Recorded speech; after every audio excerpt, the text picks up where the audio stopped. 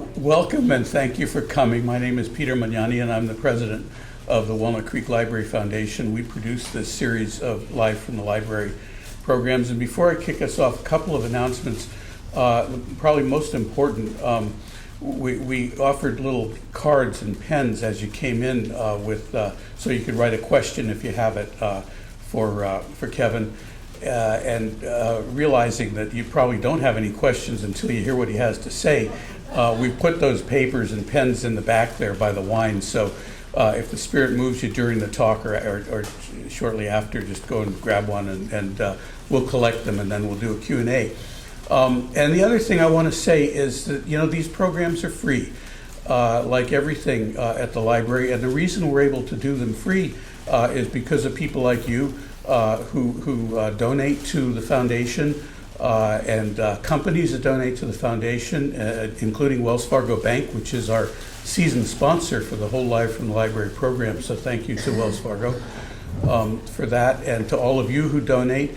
Really, if it weren't for those donations, this library, which provides so much great stuff for children, for teens, for adults, all year long, it would basically be a big, beautiful building full of books.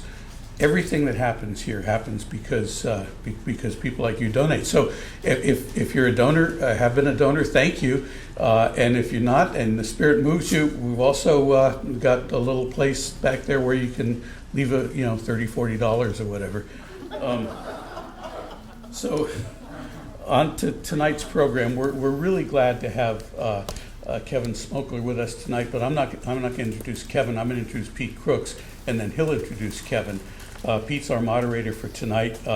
Both of these gentlemen have been, what they have in common, I guess, is that they're longtime library supporters. They both appeared on this platform in the past in different programs. They've both been guest authors at our annual authors gala. So they're people they're good friends, and we welcome them back again.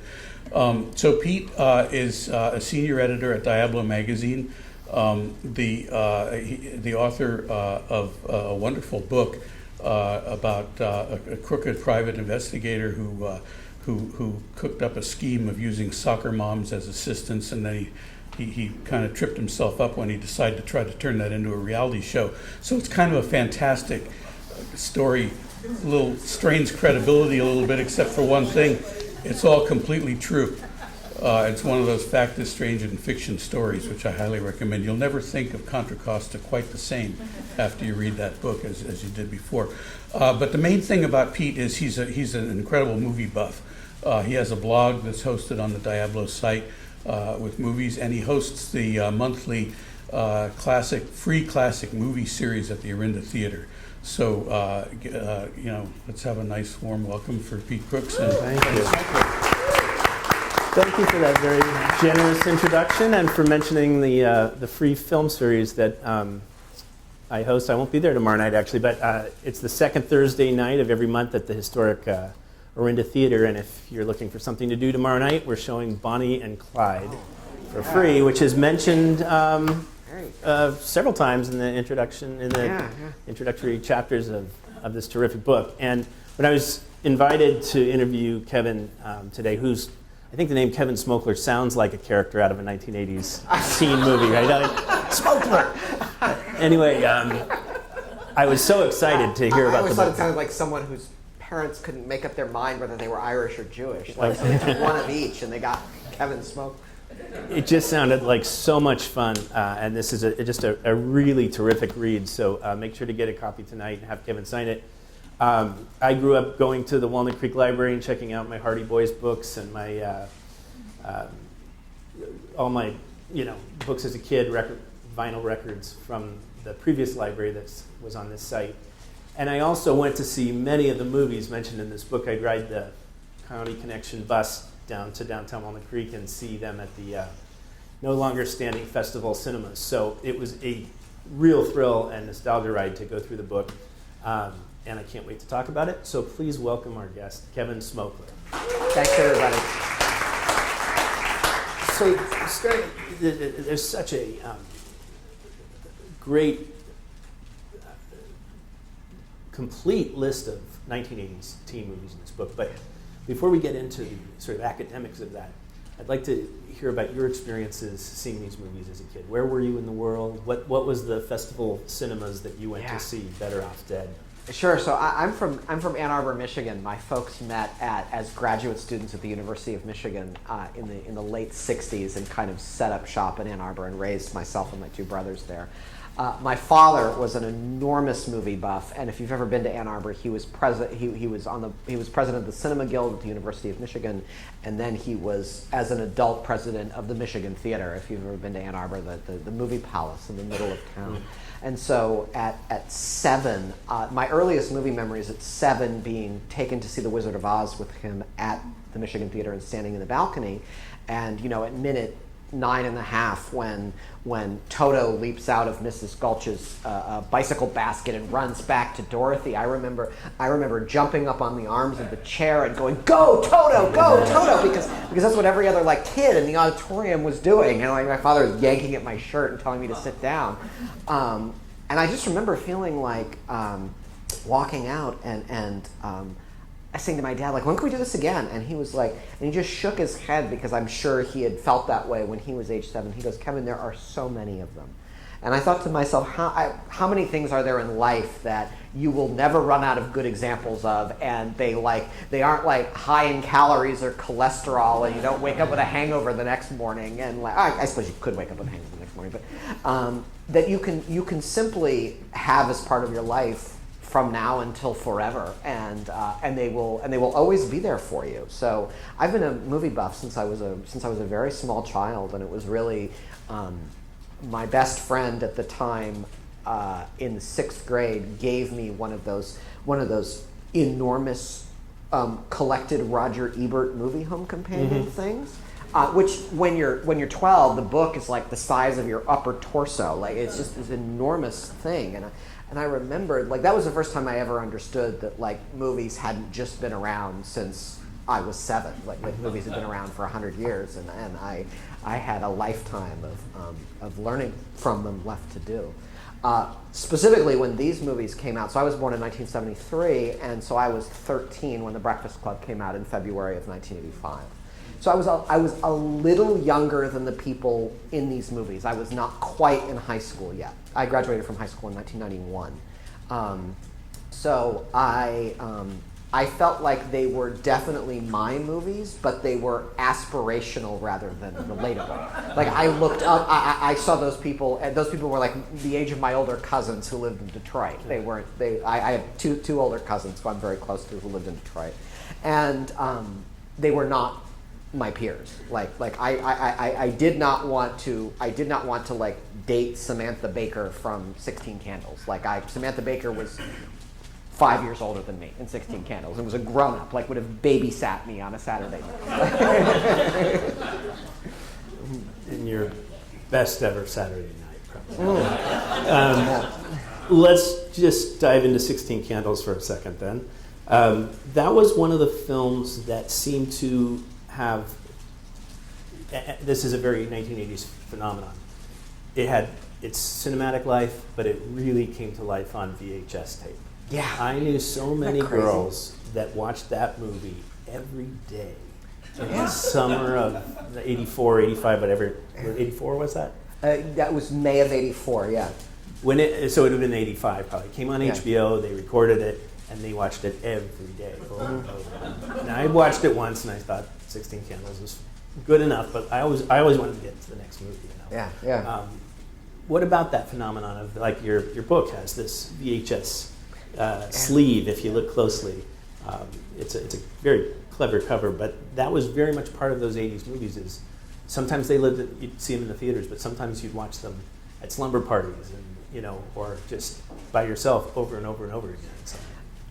One of the great things about researching really any body of art, but in this particular case, 80s movies, is the narrative, the story you think you have about them in your head is from that time when you were a young person, and now you have the hindsight of history, and you can go back and look at them and you realize, oh, there's all this stuff I didn't know.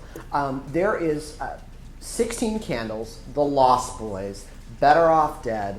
Heathers, these were all movies we now, Fast Times at Ridgemont High, these are all movies that we now rightfully consider classic that were disasters, financially speaking, when they came out. These were all movies that bombed at the box office. 16 Candles did okay. Fast Times was a mild hit. And it was a mild hit too. The Lost Boys couldn't get arrested, and Heathers, the production company was going bankrupt when that movie came out. So poor Denise DeNovi, the producer, had to buy the one newspaper ad that movie had out of her own pocket. So that movie, no one saw Heathers when it came out. All of these movies had a second life thanks to HBO and the Movie Channel and home video. And so it's important to keep in mind that these movies came along at this very pivotal point of transformation in movie history from the point of view of the fan, where a movie could have an entire second life. You no longer had to see it in the theater and then if you missed it, hope to God it came along on a late night TV or something. And who knows when it would come along. And then it would be edited and chopped up. And, right. Not in an ideal form. Yeah. And we were still a little bit before you could own a movie library. You remember when buying a movie on VHS cost $89 or something? We were a little bit before you could sort of accrue your favorite movies and just keep them around. But it was you suddenly had a second chance with all of the movies you may have missed the first time around, which really, think of how much that changes the experience of being a movie goer. Even the word goer, you no longer, suddenly you have, suddenly you no longer have to catch the movie in this narrow window that it's available for you. It's in effect available to you forever. Mm-hmm. And now Heathers is a Broadway musical, isn't it? Yeah. Were it not for VHS? My favorite thing this book came out in October, and I've been on tour on and off since the end of September. And one of my favorite groups of people who come to these things is I get a lot of people who are my age and a little bit older, and they're teenage kids. And they're all in the process of showing their teenage kids, and they sort of pull me aside conspiratorially, and they say something like, "I just showed my kid Dirty Dancing," or "I just showed my kid, Back to the Future," or something like that. And I'm like, well, it's about time. No, and then I talk to the kids, which is lots of fun too. But I am really shocked by, I've seen Heathers 50 times, and to me, Heathers was as watched a movie of my childhood as movies like Dirty Dancing and Back to the Future, which were enormous hits when they came out.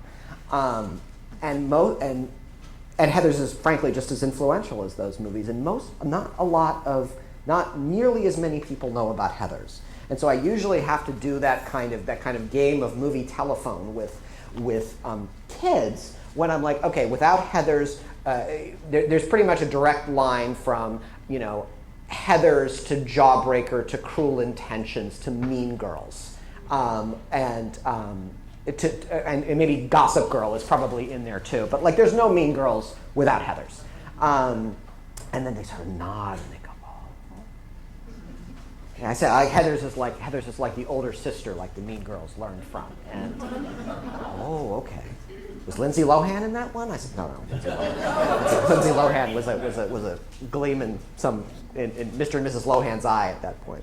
That's the older sister. Then Pump Up the Volume would be the weird cousin. Yeah, absolutely. Yeah. So, what was you talk about Back to the Future being just your go-to movie of the 80s. What was it about that movie in particular that hit you at that age? I think so. Back to the Future comes out in July of '85, so I was just about to turn 13. At the beginning, I just wanted to be Marty McFly. I thought it would be really cool to have a skateboard and have it be. I grew up in Michigan, so it was sunny 11 and a half days out of the year. But to have it be sunny 300 days out of the year, so I could always wear big motorcycle cop Ray-Ban sunglasses, and could have a guitar and have a weird scientist as a best friend, and a pretty girlfriend, and all that stuff. I thought that would be really neat. I think in context, I the message I got, which I now see as pretty inaccurate, but the message I got as a kid growing up in the middle of the country, by the way, this is why I was so attracted to John Hughes and the fact that his movies took place in the middle of the country where I was from, is the message, the thing I really took from Back to the Future is in this little town called Hill Valley, like these incredible things could happen. And Ann Arbor, like, the message I got growing up in a place like Ann Arbor is like everything exciting in the world happened in California and New York, like, and nothing exciting. Like even if the University of Michigan like had their best football season ever, where did they go and play the Rose Bowl? Not in Ann Arbor, in Pasadena, you know, and they played it on January 1st when Ann Arbor was covered in 4 feet of snow. And so I really, Hill Valley was as important to me about Back to the Future as all the other stuff was. And the fact that in this little town you could have an amazing experience. I still, you know, I feel enormously lucky to have grown up in a place that was like Ann Arbor, but I remember feeling like I was waiting for a DeLorean to land in my front lawn. And then when you went to Universal Studios, how did that feel? Oh, so this is the anecdote that begins the book, which is when I was about 12, Michigan won the Big Ten title and was going to the Rose Bowl, and so when that happens in Ann Arbor, like every travel agency like shifts into high gear and was like, let's get tickets for everybody to go to the Rose Bowl, and we'll book you a hotel and a tour at Universal Studios. And my family did one of those things, and so it was right after Back to the Future came out, and so there was a Back to the Future ride at Universal Studios. And I was convinced that someone there at the place where Back to the Future was made would know something about this Hill Valley place.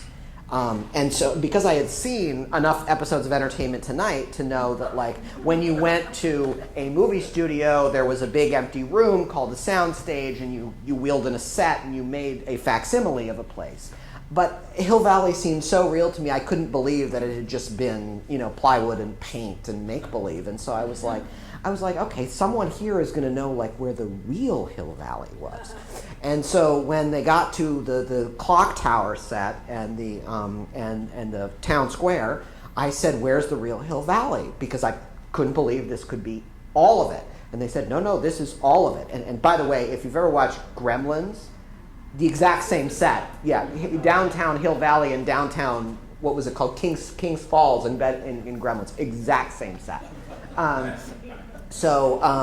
And the tour guide sort of smiled at me, you know, condescendingly, and was like, "This is all of it. This is it. This is Hill Valley." And I remember being heartbroken and wanting to push him off the tram. But it just so happens that I had looked up a friend who I had gone to summer camp with, who lived in Pasadena, and who was an enormous Back to the Future fan. And he said to me when I got there, "Do you want to go see Doc Brown's house?" And I was like, oh God, I'm going to have to explain this to him. At Doc Brown's house is probably some pile of plywood being giggled at by this idiot tour guide named Trent in khaki shorts. And he was like, no, here. And he handed me a bicycle, and we rode off to the Gamble House in downtown Pasadena, which is a historic home that was the model for Doc Brown's house. And it was the first time in my whole life I had ever been somewhere where a movie was filmed. That just didn't happen in Ann Arbor, Michigan in 1985. And that was the first time I realized that, like, movies existed. Movies weren't beamed from outer space or something. They existed in this world. And it was pivotal for me. And you know, I didn't think I was going to be writing books at age 12, but like that's the anecdote I begin this book with, because it's when I first realized that places where movies are filmed have this power all their own. Pasadena, old Pasadena, I think, is where Carpenter shot Halloween also. Oh, yeah. It's supposed to be the Midwest, but it's those arts and crafts. Is in old Pasadena, and they it's now a museum. It's now, you can go visit it and walk around and stuff. So one thing that I wanted to mention too that I appreciated so much about this book is when I was a kid growing up, I just was a huge film buff. So it wasn't just Better Off Dead, and it was the summer of '82. You were 9 or 8 back then, so you were a little young, but that was an amazing summer. Every Friday from May till August, a classic movie came out. It was Poltergeist. Yeah. I think the same Friday was Poltergeist and Star Trek 2. Oh my God. Road Warrior, Fast Times at Ridgemont High, Yeah. The Thing, Blade Runner and The Thing came out the same Friday. Oh my God. I knew it. E.T. Yep. There's a great article in Entertainment Weekly a couple years ago about the summer of '82. It was probably Yeah. 2012. And then topped by the summer of '84, which Ghostbusters. was Ghostbusters and Beverly Hills Cop, Footloose, The Karate Kid. Yeah, Karate Kid is about as good as it gets, right? Yeah. But anyway, one thing I loved about the book is it's, when I was a kid growing up, reading about movies when I wasn't watching movies, I would get these movie trivia books and movie history books from the library or from Crown Books, and I would read them back to front and front to back. And now that there's the internet and you can go on IMDb, you can research movies and stuff, but it's fun to have a really well-researched, well-written book about a film genre or a filmmaker, and in your case, a period of film and a type of film. And it's fun to have it in this book form where you're not kind of getting fragmented off onto different websites and everything. So how did the idea for the book come? When did you say this needs to be in one volume? I had this a couple of years ago, I had this very loose idea that I wanted to do a book about 80s teen movies. And at the time, I just viewed that as, John Hughes's 4 teen movie, 16 Candles, Breakfast Club, Ferris Bueller's Day Off. Those are the 3 he directed, and then he wrote Pretty in Pig and Some Kind of Wonderful. So 5. Those movies, and maybe Fast Times, and maybe Heathers at one end of that, and at the other end of the decade. And I was like, but that's not a book, and B, that's not big enough to be a book, and B, there's actually been several books written about this period in film history. It is I would love to say it's just a weird obsession of mine. It's not. It's been pretty well studied at this point, and so I brought this very sort of half-formed idea to my agent, and she nodded politely and was like, that's nice, but A, there's been a lot of stuff written about that, and B, it isn't fully fleshed out yet. So go flesh it out. All right. And so I acquired every movie I could think of that was called an 80s teen movie on used DVD, borrowing many from the library and forgetting to return them. And no, actually, I shouldn't say that. I returned them all. Thank you, Park Branch of the SFPL, who was more than generous with me in my late fees at that time. And I just sat on the living room carpet and just watched them over and over again, trying to think what is the connective tissue here, which is just another way of saying what is the story you want to tell about these movies and this period in American history, other than just it was my childhood and I thought it was cool. And one night, I don't remember which movie specifically I was watching. Maybe it was Real Genius. I think it was Real Genius. And it was late at night, and I was 3 iced coffees to the wind, and I'm thinking to myself, Real Genius, and I remember just saying, Real Genius says it takes place at a university called Pacific Tech, which I know doesn't exist, and I went and I looked it up, and I was like, they were like, no, Real Genius was filmed half at Occidental and half at Pomona. And I'm like, I've been to Pomona, and I didn't realize Real Genius had been filmed there. And why did I like John Hughes? Because he was from the middle of the country and venerated the middle of the country. And I was from the middle of the country, and that's why those movies spoke to me. And at some point in there, I just wrote Brat Pack America down. I was an American Studies graduate major, so I think anything is made better by slapping the word America on it. So I just wrote Brat Pack America, and then I probably passed out and fell asleep. And I woke up the next day, and I was I sort of dug around with this idea, and I realized that if you look at the generation of movies that comes immediately before the story I'm telling, so you're talking about this sort of great renaissance of new Hollywood movies of the 1970s. The Godfather, The Conversation, Annie Hall, Bonnie and Clyde and The Graduate, sort of at the beginning of that. If you look at all of 5 Easy Pieces, if you look at all of these movies, they all take place in coastal America. There is, in the eyes of these filmmakers, as great as they were, America is the Mid-Atlantic and California and nothing in between. And then compare that to the movies made about young people in the 1980s, and suddenly you have a vision of growing up in America that encompasses all of America. You have My Bodyguard and John Hughes movies, which are all about Chicago. You have Breaking Away in Bloomington, Indiana. You have The Legend of Billie Jean in Corpus Christi, Texas. You have Stand By Me and The Goonies, which were both filmed in Oregon. Really, a little boomlet of Oregon movies started with Animal House that was filmed in Eugene in 1978. You have Caddyshack that was filmed in Florida. You have Taps that was filmed in suburban Philadelphia. You have all of the hip-hop movies which were filmed in New York. You have a boom of Los Angeles movies, Lost Boys in Santa Cruz. And suddenly, the image of being a young person in America at that time includes the entire country. It is redefined and opened up what it looked like to grow up in this country. And I was like, that's it. That's the story I want to tell. That was a long answer to your question. No, but that's interesting. I hadn't really thought, for as experimental and as groundbreaking as the 70s films are, I hadn't really thought of them as sort of coastal and that's it. Mm-hmm. And certainly, when you start mentioning, especially those early 80s movies like My Bodyguard, yeah. Risky Business, I think is what, 1983? 83, yeah. And that's Chicago, that, were taken to some pretty interesting middle American places in those films. How many of these locations have you been to? Or do you go around the country finding where the Lost Boys? Yeah, I mean, 40 to 50%. Like I couldn't get.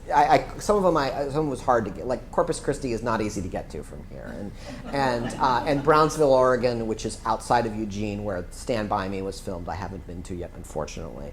I've been to a fair number of them. My brother-in-law was in Stand By Me and had a wonderful experience making that movie. Yeah, he told me that they made that on a pretty small budget. It was not a big studio picture, and he went to see it living in New York and told the woman in Manhattan at the ticket agent, "I'm in this movie," and she said, "Oh, come on," and he pointed at his face on the poster and. She goes, "You get to go for free. You're in the movie. You get to see for free." Awesome. That's such a special movie. I mean, it's really. I mean, it's. I kind of vaguely remember this when I saw it in the theater in the summer of 1986. But like, it is so sad. I mean, it's really like it is a movie just surrounded by death and loss, and yet I've seen it 40 times and would see it 40 more. It's a gorgeous movie. It really is. And the Brownsville has a Stand By Me Day every August, where they have drag races and a pie eating contest, and people come from all over the world. I spoke to some folks at the Brownsville Chamber of Commerce, mm-hmm. and they were all like, "Oh yeah, we always have to call up the University of Oregon and get someone from like the Asian Studies department to come into town for all of the tourists from Japan and China and Korea who come because they're all crazy about Stand By Me, and so we always get like 24 people who come here and don't speak English, and so really the sweetest thing I heard about that movie was I spoke to a guy from New Orleans New Zealand, who had come to Brownsville and had brought a New York Yankees cap, a jar of pennies, and a comb. And I said, "Really? How come?" And he goes, "Because those are the three things that are lost in Stand By Me, and I wanted to return them to their rightful place." And he left them under the tree where the treehouse was built. Yeah, it's just real. I mean, I think that is the impact that not only these movies but like the places that sort of embody them here in the present have. Yeah. Where were you living when you first saw The Lost Boys? Oh, I was still in Ann Arbor, but I was in the 8th grade when The Lost Boys came out. So I was a little bit older, and like I remember like seeing that at like 11:30 on a Friday night at Briarwood Mall, and thinking I was cooler than Yeah. How important is The Lost Boys to you? Anyone? It scared me. Okay. Santa Cruz will always have that. Right. I think it is the Santa Cruz movie. Like no slag to Killer Clowns from Outer Space, but it is Harold and Maude is and Harold and Maude. But Lost Boys uses Santa Cruz so beautifully. Beautifully. If you've never seen that film, it's a 1987 teen vampire movie that just shot a whole bunch of young actors.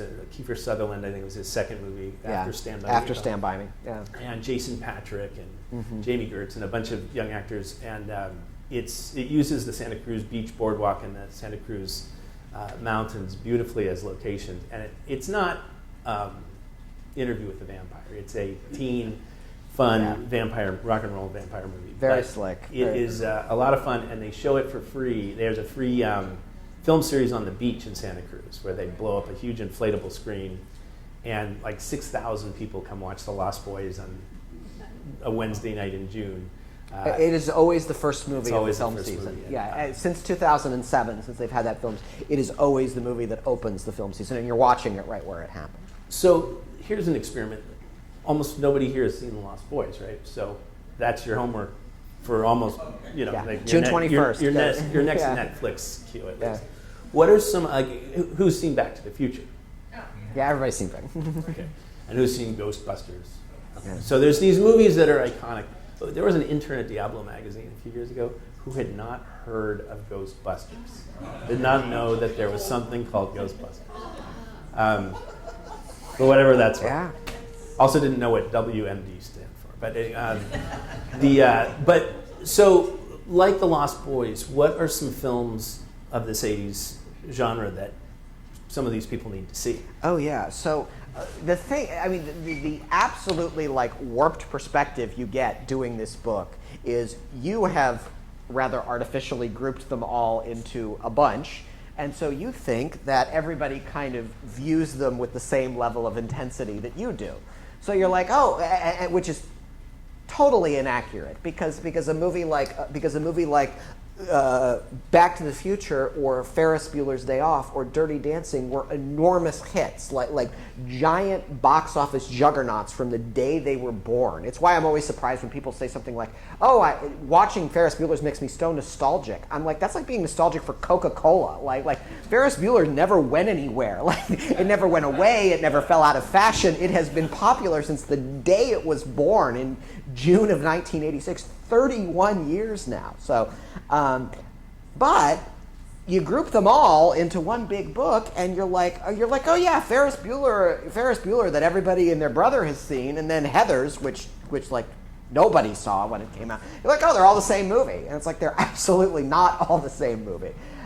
So I'm always surprised when I talk about these movies with people. I'm surprised how few people have seen Valley Girl. Yeah, which was Nick Cage's breakout movie.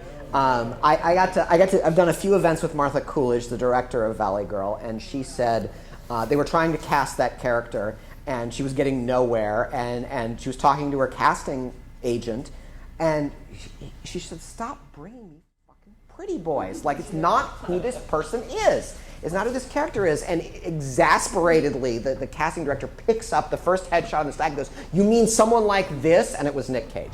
So I'm surprised how few people have seen Valley Girl. And of course, 2 years later, Martha Coolidge made Real Genius. I'm surprised how few people have seen that. But Martha Coolidge managed to make Valley Girls and Computer Engineers cool in the same decade, which is amazing.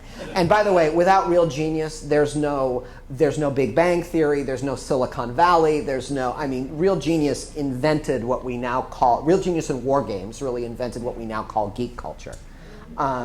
So War Games was a pretty big hit when it came out, but I'm a little surprised that War Games isn't more seen than it is. I love War Games, and that would be one for us to show at the Orinda Theater, because it's really, really fun to show a movie like The Breakfast Club or The Karate Kid and let parents bring their kids to experience it for the first time on a big screen and to share it with an audience. That's a big thing. Like we were talking about watching movies on VHS, but when you see The Karate Kid in a packed theater and you suspend disbelief that the All Valley Karate Tournament would be a sold-out event. Yes. There's nothing quite at Cal like State it. Northridge, of all places, which is where that was filmed. There's nothing quite like sharing that. We showed, the only time we filmed it, we showed these movies for free, these great movies, Lawrence of Arabia, Dr. Zhivago. The only time we filled the Orinda Theater and people were turned away was when we showed E.T. And to show E.T. to this, I hadn't seen it since I was 12 years old. And to see the theater pack up, and we had this brand new digital print, and it looked like it was opening night. And to see families come pour in and fill up the theater and experience that movie like it was 1982 again, it was really, really special experience. Which drives me to try and make up a question. Really Oh, quick. I had one more thing to say about yeah. the movies that. Let's compare movies to music for just a second. Like in the '80s, I was really uncool. So I didn't know musically. I didn't know about any movie, anything that wasn't on MTV or wasn't spoken of by Casey Kasem. Like I knew nothing else. And yet, I got to the 7th that I lived in Ann Arbor, which was a college town, and I went to one of these, like private schools for 7th through 12th grade, where like parents who think they're too progressive to send their kids to private schools, but send their kids. And so there's a lot of cool kids at my private school, and they were listening to things like the Smiths and the Misfits and Depeche Mode, and these were bands that sort of made it big on college and university radio.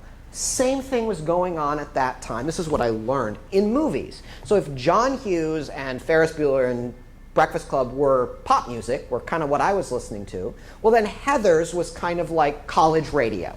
And there were a lot of movies like Heathers, which were sort of all in this dystopian, like America is a very dangerous place to be a teenager movies. Suburbia. Yeah, Suburbia was one of those movies. Over the Edge was one of those movies. Of course, Over the Edge was Kurt Cobain's favorite movie, and it was the inspiration for the Smells Like Teen Spirit video. Let's just spend the rest of the interview talking about Over the Oh Edge. my God, Over the Edge. I mean, never Next mind. homework assignment, you got to see Yeah. Over the Edge. Of course, Over the Edge is based on Foster City. Yeah, Even though it was filmed in Colorado, but it was based on Foster City in the 70s. Lost teens that were like these condo complexes that were built up in Foster City, and Yeah. the kids didn't have any parental supervision, so they would like light cats on fire and do these horrible Yeah. things. And there was just no one directing them and guiding them. And it's Matt Dillon's first movie. Matt Dillon's first movie. It's an amazing movie that has the last 20 minutes of the most unhinged chaos that you will ever see. It's a great, bizarre, It is. unique film. And then, and the message you walk away with is these are fundamentally good kids, and they've been placed in an impossible situation. Oh, and it's not the parents' fault, but this is the false American dream that everybody has been sold, and that came out in January of 1980. That's how, in terms of teen movies, that's how the decade begins with Over the Edge. Fantastic soundtrack too. Oh, great soundtrack. Ramones and Cheap Trick. Yeah, and of course, and then you have Legend of Billie Jean and The River's Edge in there, which is another Bay Area, which was a movie about Milpitas, but was filmed up in Sacramento about a guy who kills his girlfriend, and then you probably all know this case. A guy who kills his girlfriend and then didn't report it for 10 days and brought his friends to see her dead body. Yeah, this was this was one of Keanu Reeves' first. Reeves' first movie. This is the movie Ione Skye made 2 years before Say Anything. It was the comeback movie for Dennis Hopper. Yeah. Dennis Well, Hopper, Blue Velvet was before. Right, Blue Velvet was Hoosiers. Right, Blue Velvet and Hoosiers. Hoosiers he was nominated for the Oscar for. You're right. This is the beginning of Dennis Hopper's return to the screen. Why don't we define Brat Pack then? You should take that one. So, Brat Pack, the name Brat Pack comes from a New York Magazine article that was written in June of 1985. The writer went to the set of the movie St. Elmo's Fire, which was filmed in Washington, D.C. And he noticed that there were all of these young actors on the movie who were people that every teenager wanted to be, and they were having the time of their lives, and they were making tons of money, and everybody, girls and boys, all wanted to sleep with them. And so he came up with this. He called them based on he thought they all hung out together. So riffing on the Rat Pack from the 1960s, he called them all the Brat Pack. And the name stuck. And now when you say Brat Pack, it is simply shorthand for 80s teen movie, the same way Madison Avenue is shorthand for advertising. So the defining Brat Pack actors were Rob Lowe and Emilio Estevez and Judd Nelson. Andrew McCarthy. Yeah, Andrew McCarthy, Molly Ringwald, Demi Moore, Ali Sheedy, Anthony Michael. Anthony Michael Hall. Now, it was a flawed term from the very beginning because not all of them knew each other, not all of them had worked together. This will creep you out. Judd Nelson is 10 years older than Molly Ringwald, and they were playing essentially high school classmates in the Breakfast Club. So hard to call them, at least chronologically speaking, members of the same generation. So the term was messy from the very beginning. Nonetheless, it has been incorporated to simply mean 80s teen movie, which is why I sort of, pulled it off the shelf, dusted it off, and made it the title of this book. When you went back and studied these movies that you checked out from the library, how often, we showed The Breakfast Club last year at the Arena Theater. It had a huge turnout. I hadn't seen the movie since the 80s. And I was really surprised at how sociopathic Judd Nelson's character is in that movie. Yeah. Oh, yes. There's talking about Scared the heck out of me. raping teenage girls, and it's insanely homophobic. And then also a wonderful movie in its own right, with a great soundtrack that Billy Idol was supposed to sing the "Don't You Forget About Me" song. Yeah. Turned it down. They called Billy. How many times did you go back and say, "Oh wow, this isn't the movie I thought it was" from the '80s? The majority of them I was seeing through the eyes of a 40-year-old adult, and not through. And I was not embodying my teenage self when I saw these movies. I was definitely seeing them because I had to write a book about them, and so seeing them as one big nostalgia trip would not have produced a very interesting book. So I was definitely seeing them as an adult, and you see them with 30 years of hindsight too. And a lot of these movies are racist and misogynistic and homophobic in ways that do not sit well with me right now. I don't condemn them for it, but I certainly like. Were you to make The Breakfast Club today, there's a lot of changes you would have to make. Not the least of which is the fact that Des Plaines, Illinois, where The Breakfast Club is filmed, is now 25% Latino. So John Hughes's suburbs of Chicago are now more diverse than Chicago itself. So The Breakfast Club would probably be one gay kid, one African American kid, one Latino kid. Like were it made about Shermer High School today. But on the whole, I was really taken aback and really pleased with how well these movies have held up. I mean, do they feel like the time they come from? Absolutely. And yet, do I feel like I'm sort of like looking at embarrassing photographs of people from the past when I watch them? Not at all. Like I would feel comfortable showing my nephews once they were like in junior high school. I would feel comfortable showing them these movies. I would feel comfortable showing my watching them with my parents who are in their 70s. Like I just think it was. That's what I walked away from doing with it. It was just a remarkable achievement. It was a remarkable time for this one peculiar strain of American cinema. And as far as some of the progressive successes of the 80s teen movies, when I was looking through your book, there are 5 director interviews, right? And 2 women, and in the 70s there was Lena Wertmüller making movies, and that was about it, So that's kind of cool that Amy Heckerling is making Fast Times at Ridgemont High, and Penelope Ferris is making The Decline of Western Civilization documentaries, and who's the Valley Girl director? Martha Coolidge. Yeah, I got to do a thing at New York Comic Con with Amy and Martha, and the 2 of them are old friends, and so I basically said, and then they started talking, and that was all I had to do. But there were 300 people in the room, and the crowd was overwhelmingly young women in their 20s who wanted to make movies. And frankly, I didn't really have any idea who was going to show up at this. I'd never been to a Comic-Con before. And they looked at Amy and Martha as their heroes. Like, these were their role models. These were 2 artists who had really blazed the trail for female directors at that time. And we can reel off the names of great female filmmakers who have followed and who have followed their example. Sure. Fast Times at Ridgemont High was the first R-rated movie I saw in the theater. Yeah. And that was so exciting in 1982.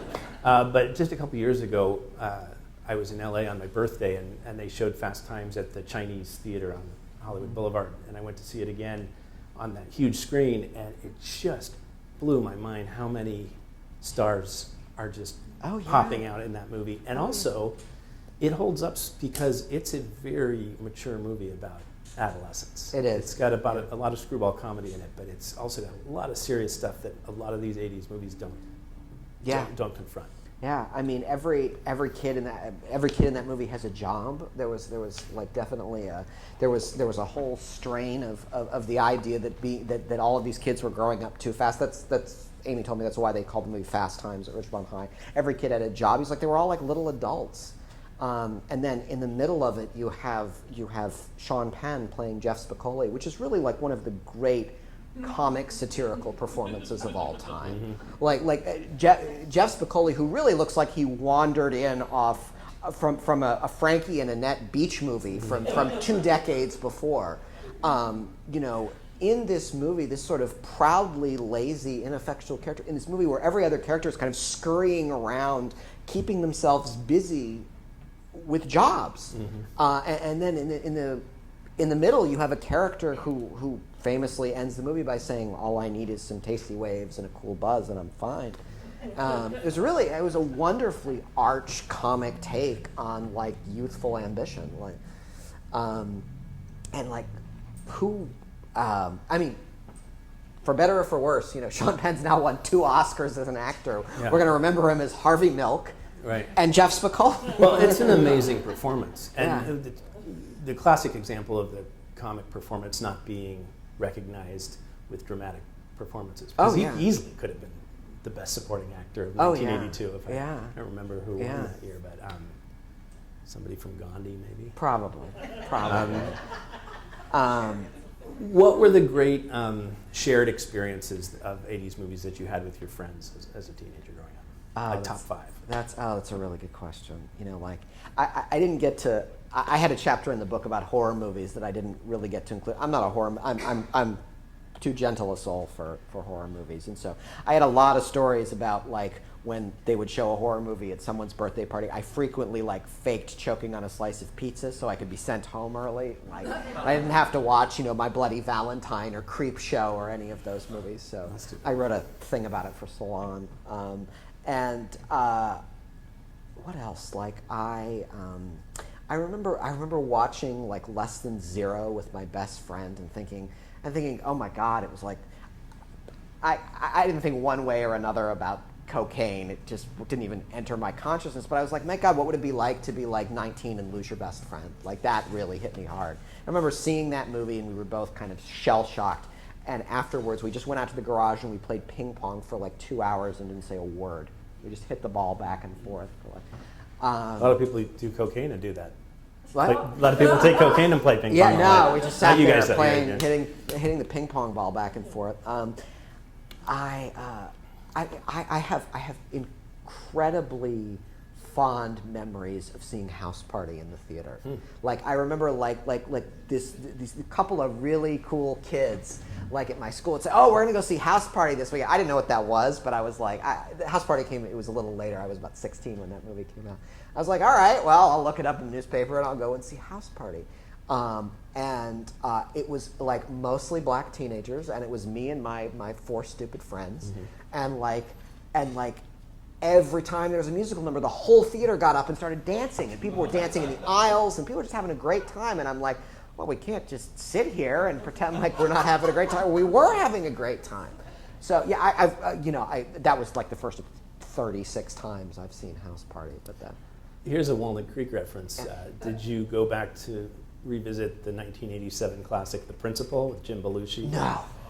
Filmed at Northgate High School in Walnut Creek, God, no and kidding. at some Oakland high schools as well. Kind of a, stand and deliver type. Oh, sure. But very B movie, very exploitation. Yeah, I was trying.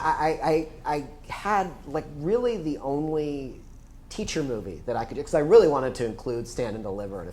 But in those movies, really, like, the adult is kind of the main character, so it would be really the only one I felt I could include in good conscience was Dead Poets Society, which I feel like the has sort of co-protagonists between Robin Williams and the students. So that one is in there, but Stand and Deliver and The Principal and those movies were not. Was the drive-in an experience that you had as a teenager? No. There was I was a little young. By the time I was growing up, the Ann Arbor Drive-In had been converted into the Showcase Cinemas, which was a big multiplex on the outside of town. But I did not. I started going to drive-ins when I was an adult, as a way of participating in something I didn't have a chance to when I was a kid.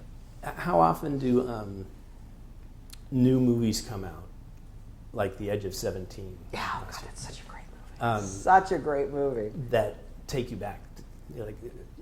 The teen movies of the 80s, there was something 6 times a year, 12 times a year. It isn't as, I guess, movies are made for teenagers, but it's not the same. Like The Edge of 17 is kind of a unique throwback. I mean, there are great. I get asked all the time, like, are there great teen movies being made now? Oh yeah, there are tons of great teen movies being made now. Edge of 17 is a really good example. Dope, which came out 2 years ago, was a really good example. Perks of Being a Wallflower is a great movie. Plenty of them. Me and Earl and the Dying Girl. Like, the strange thing is the teen movie, as we sort of maybe conventionally use that term, has now become like synonymous with like a Sundancey, independent, like movie that, like, culturally minded people like me who drive a Scion, meet Kale, like watch. Like it's no longer just a Saturday at the movies. The teen movie has become this sort of niche category, and I think it's mostly because the average age of what we expect moviegoers to be has just plummeted downward. Like, we now expect like that the primary consumer of name your big superhero blockbuster is going to be a teenager. We just didn't make that assumption 30 years ago. A good friend of mine is a writer named Dan Clowes, who wrote one of the great teen movies, Ghost World. Oh my God! Yeah. Based on his fantastic graphic novel. Great movie, yeah. And he said to me that growing up, he was a big comic book geek. Yeah. He never could imagine that they'd be making Thor movies. That's a fairly new development in cinema. That all these superhero movies that seem to just dominate at the multiplex now, the studios wouldn't have been making those in the 1980s. No, it is really remarkable if you take pop culture from the era that I'm talking about in this book, and you take it now, and you look at what a complete sort of inversion has happened. A good friend of mine is a guy named Roman Mars, who makes a great podcast called 99% Invisible, and he meets a lot of kids who are really into what he does and his movie, into what he does, and he's told me he has teenagers come up to him all the time and say, you're my hero. What were you like when you were my age? And he's like, I got to tell you, it was really hard to be a geek when I was my age. It was not cool. It was not. There was no veneration for being into comic books and weird record stores and public radio and stuff like that when I was growing up. That is completely inverted, and thank God, that it's great. But think of how profound a change that is. Think of how profound a change it was that when I was listening, I have a chapter in here about hip hop movies. But that was a niche kind of movie. That was a niche kind of music, and in the days way before we knew better, when Casey Kasem used to be on Saturday morning, he would talk about what was on the pop chart and what was on the black chart. Those were two very separate things. Now, pop music comes almost entirely from an African American music vernacular. It is produced by hip hop producers using hip hop musical forms and techniques and technology. Like what we once thought of as a subgroup is now the group, and that has happened all throughout pop culture, and that's remarkable. I'm not going to say it's good or bad. It's just amazing that in 30 years, which is nothing in the history of culture, that's happened. So we're going to have some questions from the audience, so if you want to bring those up. And if anybody wants to write something down, I'd love to get those. Final question. Yeah. I was just thinking about the festival theater that's no longer there, but when I was going to the movies between 1975 and 1983, no matter what I saw, it was the most exciting thing I could possibly be doing. Absolutely. Poltergeist, Star Trek 2. Yeah. But in 1983, the last day of 7th grade, we all got to go on school buses down to this theater that was on California Street. And we watched a movie called Superman 3. Oh, yeah. And it was like the worst thing I've ever seen. And I Not- couldn't not a believe good it. Was an movie. odd experience. Like, I was confused. I was so excited to be going to the movies on a school day. And then I couldn't believe how horrible it was. Yeah. Do you remember the first horrible movie that you saw, that you realized this is awful? Oh, God, I think so. Superman 3 was pretty bad. Like, that was, and of course, like, I was a little too young to know about, like, Richard Pryor Here and Now and Richard Pryor Live on the Sunset Strip and what, like, a comedic genius had Richard Pryor had shown himself to be the decade before. Right. And so I was just like, why is everybody talking about how funny Richard Pryor is? Like, the guy can't save this leaky vessel of a movie. Like, yeah, I remember thinking Superman 3 was terrible. I remember thinking this forgotten movie that Eddie Murphy made between Beverly Hills Cop and The Golden Child called Best Defense. Notoriously horrible. It was notoriously horrible. I've never seen it, but yeah. Dudley Moore was. Yeah. I mean, just like some real, there's some, plenty of clunkers out there. It's funny that you bring up Superman 3 because I kind of think of Superman 3, and I love Superman 2.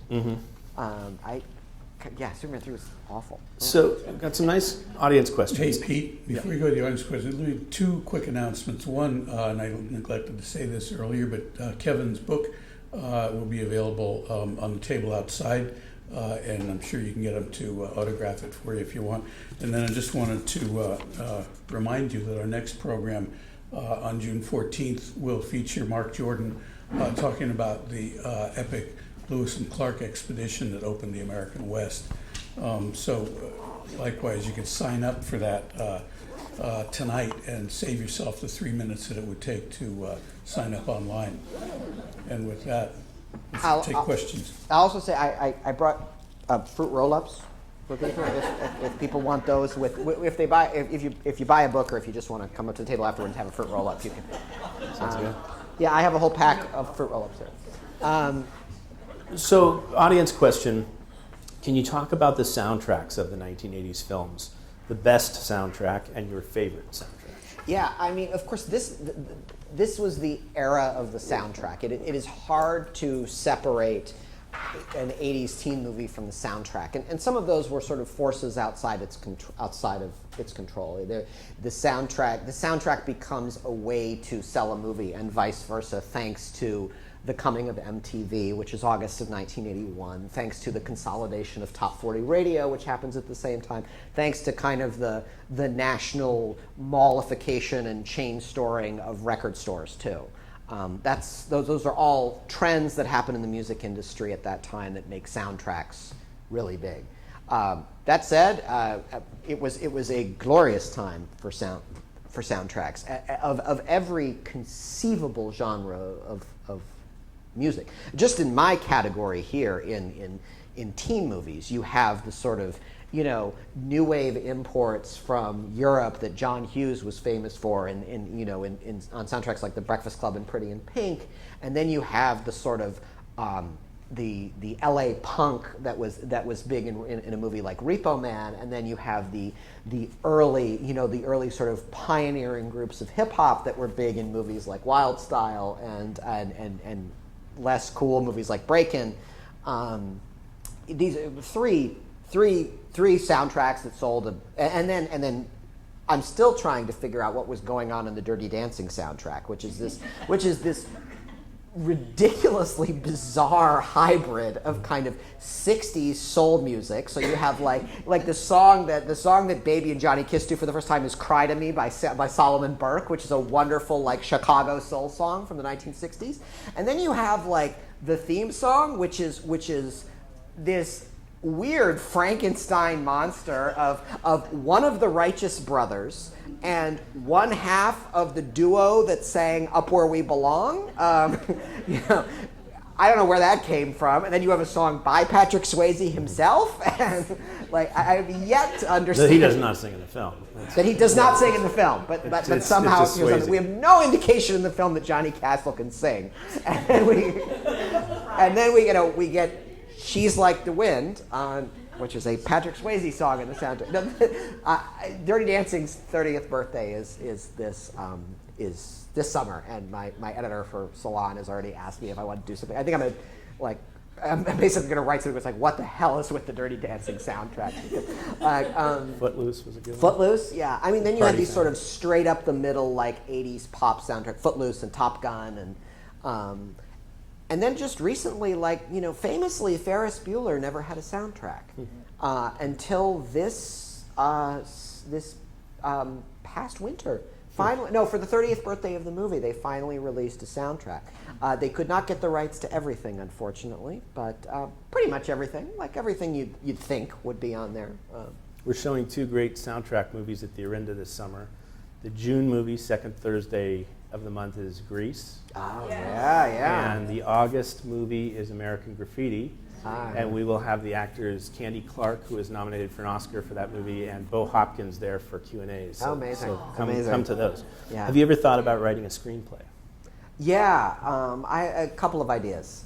It's like I took a screenplay class when I was 19, and I wrote something for that. It's totally not applicable to the world we're living in right now. It's about a guy who runs a pirate radio station out of a van, you know, driving around the freeways in Los Angeles. But yeah, I've got a couple of screenplay ideas.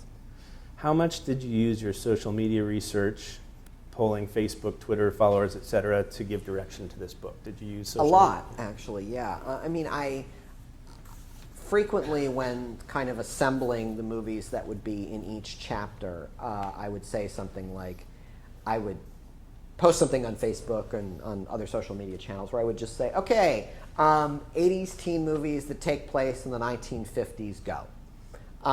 And 70 to 80% of the time I got movies that I was familiar with already. Because I would usually do this like later in the process and not at the beginning of putting the chapters together. But every now and then, like, I didn't know what suburbia was until someone told me via this process. Like, I hadn't really thought of Grease as like probably like an older brother or sister to these movies. Grease kind of setting the tone for, you know, teen movies at that time that took place in kind of the late Eisenhower era.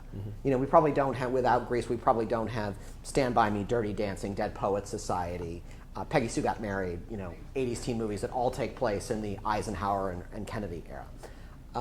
We'll just pause right there for a second, because can you address Peggy Sue Got Married? That's a question. Sure. I think it's I really like that movie. I mean, I think it's very sad and darker than people think it is, because it kind of ends by saying, you know, like, whatever you dreamed you dreamed would happen as a kid, like, you may just be stuck with that. Like that may be as good as things get. And I just think that's really there's a real melancholy note in that movie. I mean, what that movie really is like an incredible leading performance with a sort of run of the mill movie around it. But yeah, it's really Kathleen Turner's movie. There's no question about that. I think it's always interesting. Like, it's always interesting when Petaluma pops up in movies too. Like, it's in American Graffiti. It's of course in Peggy Sue Got. It is the town in Peggy Sue Got Married, and it was actually supposed to be Hill Valley. They were supposed to film Back to the Future in Petaluma, and Petaluma wanted a whole bunch of money, and they were like, all right, fine, you know, we'll go somewhere else. Can you address Teen Wolf? Oh yes. I love Teen Wolf, and I was trying to. There's a chapter in this book about 80s sports movies, where I was trying to sort of slip Teen Wolf in somewhere. I just, in the end, I couldn't find a place for it. I couldn't find like a good spot for it in the way that these movies had been laid out. I mean, I couldn't find a place for Hoosiers either, which I, in the end, decided was really a movie where the adult is the lead character and not the. But yeah, there's the 80s sports movie is kind of a fascinating phenomenon because there was all, and it's even in Teen Wolf, surprisingly enough, there was all, the 80s sports movie is all about, every 80s sports movie can be described as, I live in a dead-end town and this sport I play is going to get me out of this dead-end town. That's All the Right Moves, Hoosiers, Vision Quest, Rudy, which is a little bit later, but Teen Wolf. And